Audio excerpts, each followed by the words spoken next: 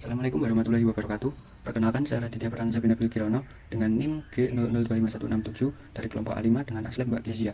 Laporan praktikum 1, anatomi abdomen, lapisan dinding dan organ dalam, kaitannya dengan aktivitas otot abdomen. Laporan 1, Dava sedang maraton nonton One Piece dari episode 1. Ia melihat Zoro sering berlatih angkat beban dan mempunyai prospek. Dava ingin punya prospek seperti Zoro dan memutuskan untuk memulai latihan. Namun, ia bingung harus melatih otot apa sehingga ia bertanya pada kamu yang kebetulan sedang mempelajari anatomi abdomen. A. Jelaskan pembagian lapisan dinding abdomen anterolateral dan posterior. B. Jelaskan mengenai sistem otot yang ada di abdomen. C. Jelaskan mengenai organ retroperitoneal dan intraperitoneal. Overview singkat dari dinding abdomen. Dinding abdomen itu terdiri dari beberapa lapisan jaringan yang memiliki fungsi untuk melindungi organ vital yang ada di dalam rongga abdomen, menjaga tekanan intraabdomen agar tetap positif, untuk membantu proses pencernaan dan respirasi, menstabilkan postur dan gerak tubuh, bekerja sama dengan vertebrae dan oskopse, mendukung fungsi fisiologis seperti batuk, bersin, defekasi, dan melahirkan. Dinding abdomen dibagi menjadi dua bagian, yaitu anterolateral dan posterior. Nah, untuk dinding abdomen anterolateral, dia itu setidaknya ada 7 lapisan. Kalau dari superficial, lapisan paling luar itu akan ada kulit. Di bawahnya ada fascia superficialis yang terdiri dari fascia camfer lemak, fascia scapha membran. Nah, fascia scapha itu kalau dia bergerak ke arah femoralis, dan nanti akan menjadi fascia lata. Kalau dia ke superficial dari skrotum, fascia tartos. Kalau dia bergerak ke arah perineum, dia akan menjadi fascia cole. Nah, fascia camfer dan scapha ini perbedaannya ini dapat dibedakan kalau dipandang dari inferior dan superior dari umbilicus. Lapisan lebih dalamnya lagi ada fascia profunda, terletak di anterior dari setiap muskuli. Nah, lapisan yang keempat ada muskuli dan aponeurosis.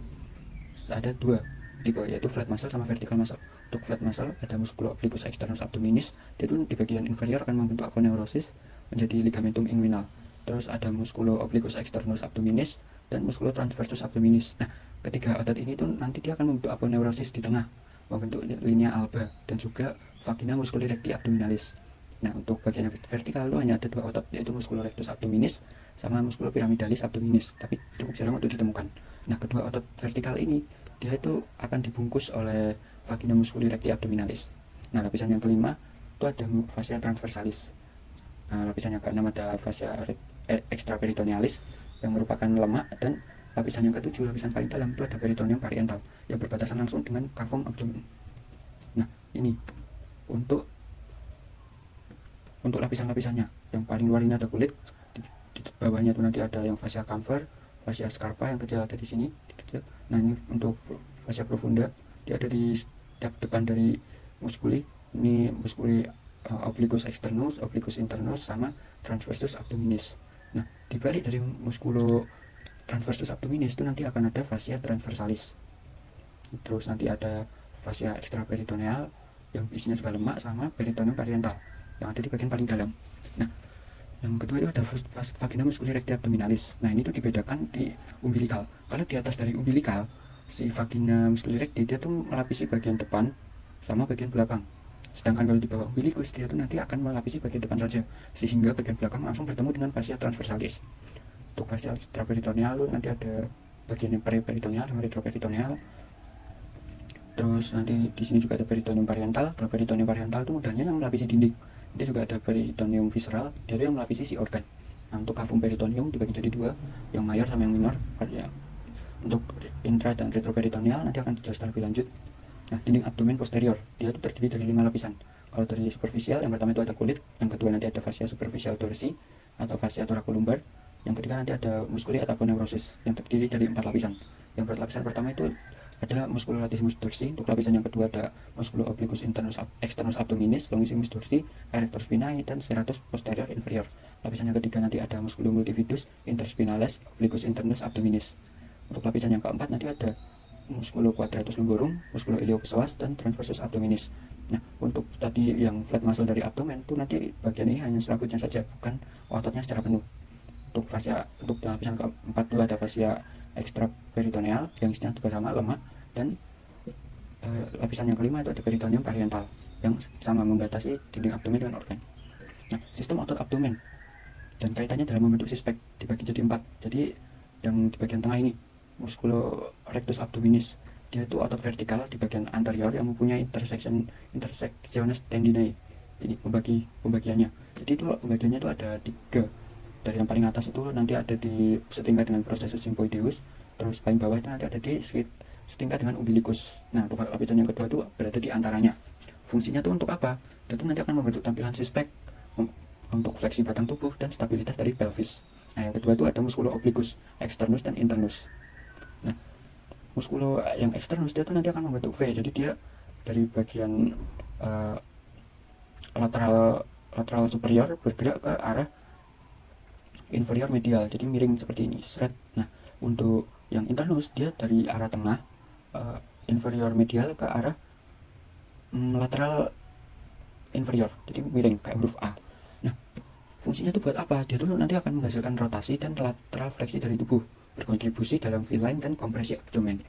Nah, selanjutnya itu ada muskulo transversus abdominis. Nah, kalau transversus dia itu pasti akan bersifat horizontal, jadi dia kayak garis lurus rambutnya. Berperan dia kayak apa ya? Bentuknya kayak korset alami dari tubuh kita. Fungsinya untuk menjaga tekanan intra-abdomen agar tetap positif dan menjaga stabilitas core 360 derajat. Yang keempat itu ada di otot-otot posterior abdomen. Tapi yang paling penting itu ada dua, yaitu ada di muskulo quadratus lumborum sama muskulo psoas major. Fungsinya itu untuk menopang tulang belakang dan menjaga postur agar tetap simetris. Nah, semua otot ini tuh nggak mungkin kalau dia bekerja sendiri. Dia tuh saling sinergis untuk memberikan kekuatan dan membentuk perut seperti Zoro, seperti sispek itu. Terus organ intraperitoneal. Nah, organ intraperitoneal ini tuh dibungkus oleh peritoneum visceral. Dia tuh dibungkus secara penuh. Nah, dia itu punya sifat yang lebih mobile karena dia punya mesenterium. Jadi kalau organ intraperitoneal dia tuh dihubungkan oleh mesenterium ke dinding abdomen posterior. Jadi dia lebih mobile. Nih gampangannya kalau lihat di gambar.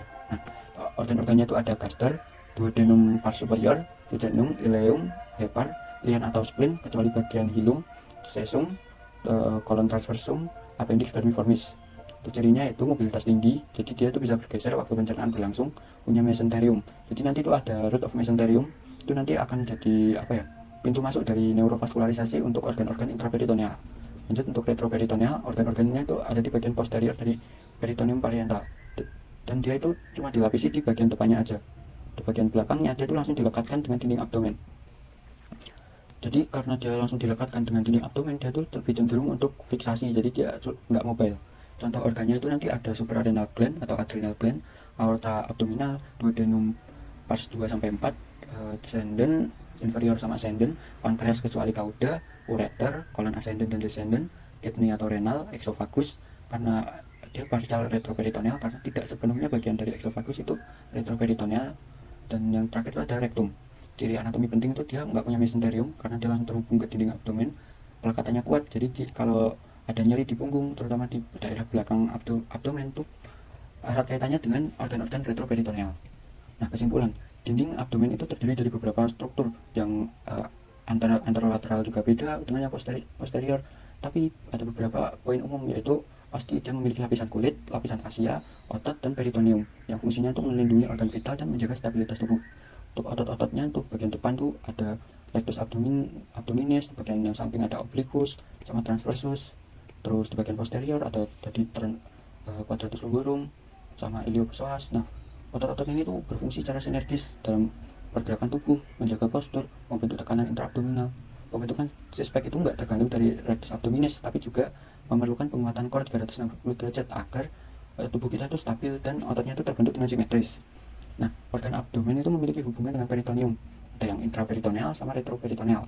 Kalau intra dia lebih mobile karena ada mesenterium, kalau retro dia terfiksasi ke dinding abdomen.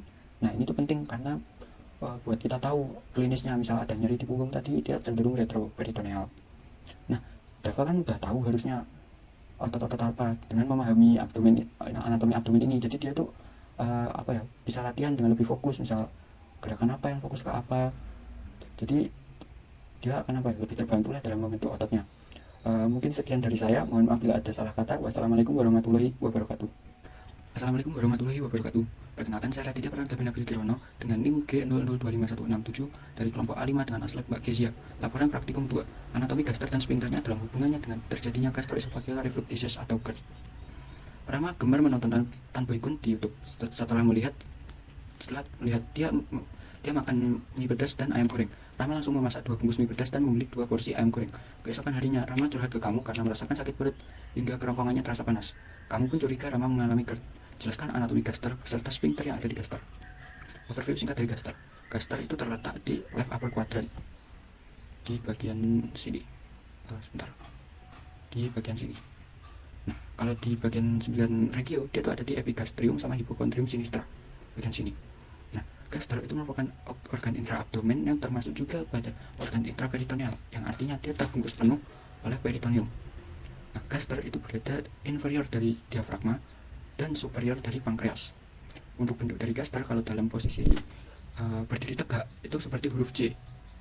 Namun, kalau dalam posisi berbaring, gaster akan lebih horizontal. Nah, posisi ini itu membuat isi dari gaster itu lebih mudah untuk naik ke esofagus, salah satu penyebab dari GERD.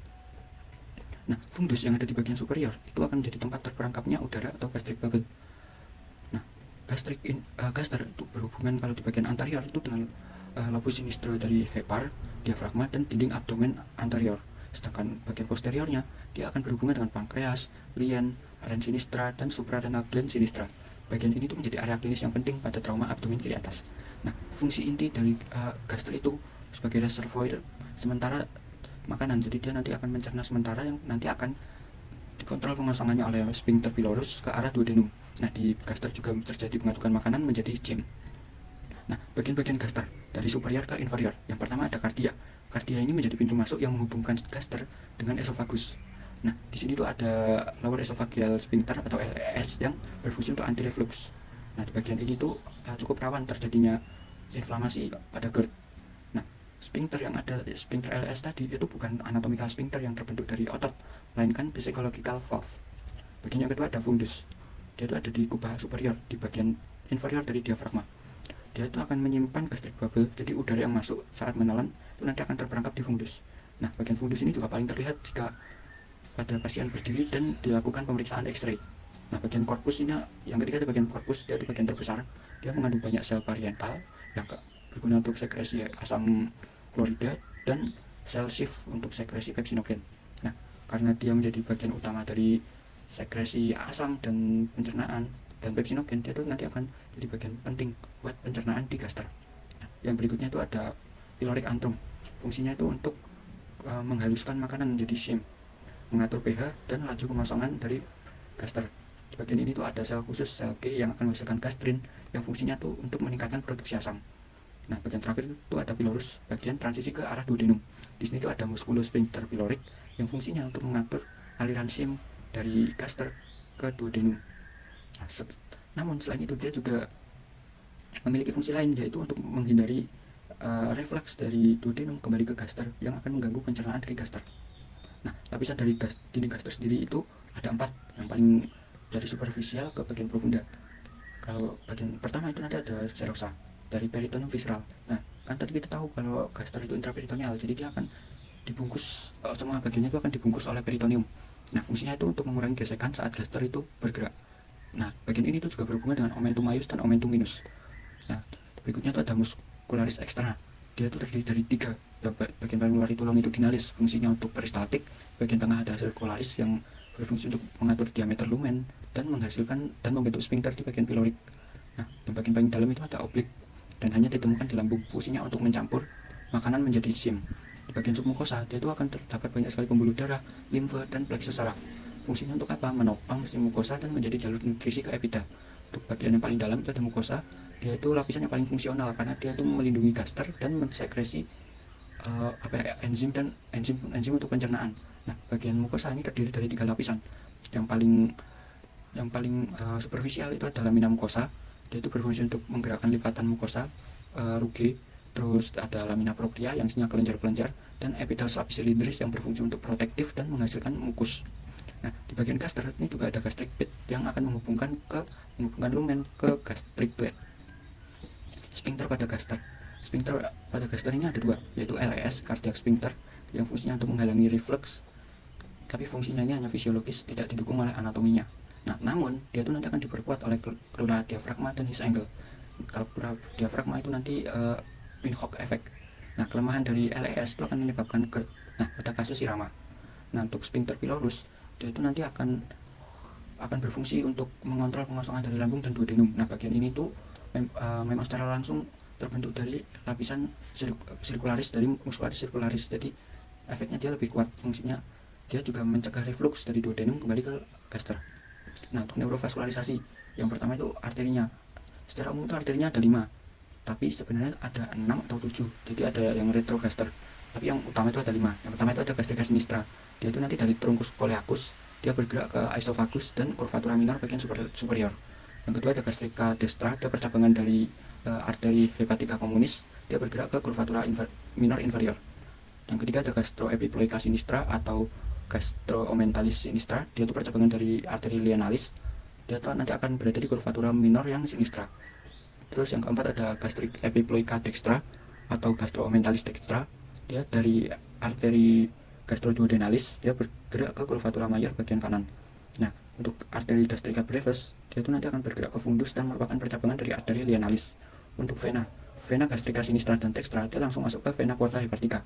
Tapi kalau vena epiploica atau omenthalis dan juga gastrika brevis, dia nanti akan masuk ke lienalis dan atau vena mesenterica superior dan nanti akan ke vena porta hepatica. Untuk limfatika di bagian curvatura minor oleh gastric nodes yang nanti akan mengarah ke celiac nodes. Untuk curvatura mayor nanti ke oleh pancreaticosplenic nodes yang juga nanti mengarah ke celiac nodes. Untuk bagian pilorik dan nanti oleh pyloric nodes. Nah, untuk inervasi, untuk parasimpatis dia nervus vagus CNX. Fungsinya untuk apa? Meningkatkan sekresi asam dan meningkatkan motilitas pada gaster dan serta merelaksasi pilorus saat pengosongan makanan. Untuk simpatis dia oleh plexus celiacus, utamanya oleh nervus planicus maius. Fungsinya untuk efeknya nanti untuk vasokonstriksi, menghambat motilitas dan sekresi serta kontraksi dari sphincter pilorus. Nah, kesimpulan, gaster itu ada di bagian left upper quadrant, memiliki struktur makro, kardia, fundus, corpus, antrum, dan pilorus yang setiap bagian itu mempunyai fungsi yang beda-beda. Jadi gaster itu terdiri dari 4 lapisan utama, termasuk lapisan oblik yang hanya ditemukan pada gaster yang berfungsi untuk mengadukkan makanan jadi SIM. Nah, untuk sphincter gaster itu ada 2, LES sama musculosphincter pyloric. Kalau LES dia mencegah reflux isi lambung ke esophagus, sedangkan pylorus dia mengatur pengosongan dari gaster dan mencegah reflux isi duodenum ke gaster. Untuk neurovaskularisasi dia oleh trunkus coleacus, plexus celiacus, dan nervus vagus yang berperan dalam pengaturan sekresi dan motilitas dari gaster. Nah, pada kasus Rama, kelemahan LES diperparah oleh peningkatan tekanan intragastrik disebabkan oleh makanan pedas atau berminyak, dan posisi tubuh yang berbaring setelah makan memungkinkan isi dari lambung untuk kembali naik ke esophagus sehingga akan menimbulkan sensasi heartburn. Cukup sekian dari saya, mohon maaf bila ada salah kata. Wassalamualaikum warahmatullahi wabarakatuh. Assalamualaikum warahmatullahi wabarakatuh. Perkenalkan, saya Raditya Pranata Nabil Kirono dengan NIM G00255167 dari kelompok A5 dengan aslep Mbak Kezia. Laporan praktikum 3, letak anatomis appendix spleniformis serta landmark klinis penting dalam diagnosis appendicitis akut. Laporan 3, Raka, seorang siswa kelas 11, merasa perutnya sakit sejak pagi. Awalnya rasa nyeri muncul di bagian sekitar pusar dan hanya terasa seperti kram ringan. Namun beberapa jam kemudian nyeri tersebut berpindah ke bagian kanan bawah perut dan semakin tajam. Raka juga merasa mual, hilang nafsu makan, dan ketika teman sekelas menekan sedikit area tersebut, rasa sakitnya bertambah parah. Jelaskan letak-letak appendix, letak paling umum, cara pengukuran beserta nama garis dan titik pengukurannya. Nah, overview singkat dari appendix vermiformis. Jadi appendix itu terletak di like lower quadrant. Jadi appendix itu merupakan tonjolan tubular yang ukurannya itu sangat sempit dari sesum. Rata-ratanya itu hanya berukuran 6-9 cm untuk panjang dan diameternya itu 6 mm. Nah, dia itu merupakan salah satu bagian intra abdomen dan intraperitoneal, kecuali pada kondisi adesi patologis. Nah, appendix terhubung dengan mesoappendix yang membawa arteri appendicularis, yang merupakan suplai tunggal dari appendix, kontak dengan ileum terminal, sesum, dan peritoneum pariental. Mobilitas sesum dapat mengubah variasi posisi appendix yang akan mempengaruhi arah nyeri saat appendicitis. Peran dari appendix ini memiliki jaringan imun, gut associated lymphoid tissue, yang berperan dalam imunitas mukosa. Nah, selain itu, dia juga merupakan reservoir bakteri baik yang membantu pemulihan flora usus setelah infeksi saluran cerna. Nah, variasi letak appendix vermiformis. Yang pertama ada retrosesal. Dia ada di bagian yang belakang dari sesal yang ini. Nah, sebanyak kurang lebih 65% populasi itu memiliki appendix pada bagian retrosesal. Nah, kalau di bagian retrosesal dia akan lebih mudah dan condong jika mengalami appendicitis itu diukur dengan menggunakan pesawat sign. Nah, yang berikutnya adalah bagian ke pelvic, dia mengarah ke pelvic. Sekitar 30% populasi memiliki appendix yang mengarah ke pelvic. Dia dapat diukur menggunakan obturator sign. Yang berikutnya ada subsesal, dia ke arah sini, ke arah bawah dari sesum. Dia memiliki nyeri yang tetap sama, tapi rebound tenderness yang sangat jelas. Yang berikutnya ada di preileal, jadi dia mengarah ke bagian arah jam 1, tapi dia di depan dari ileum. Dan yang berikutnya ada postileal, dia juga mengarah ke arah jam 1 atau jam 2, tapi dia berada di belakang dari ileum. Nah, kalau yang preileal, dia itu nyerinya akan lebih ke arah anterior dan epigastrium. Sedangkan kalau yang postileal, dia akan menyebabkan nyeri punggung di bagian belakang kanan. Nah, bagian berikutnya itu ada parasesal, yang ini. Nah, dia itu menempel di bagian samping dari sesum. Nah, gejalanya itu tetap sama, juga di RLQ, tapi posisinya lebih ke arah lateral. Oke, neurovaskularisasi apendik. Tadi kan apendik itu mendapatkan neurovaskularisasi melalui mesoapendik.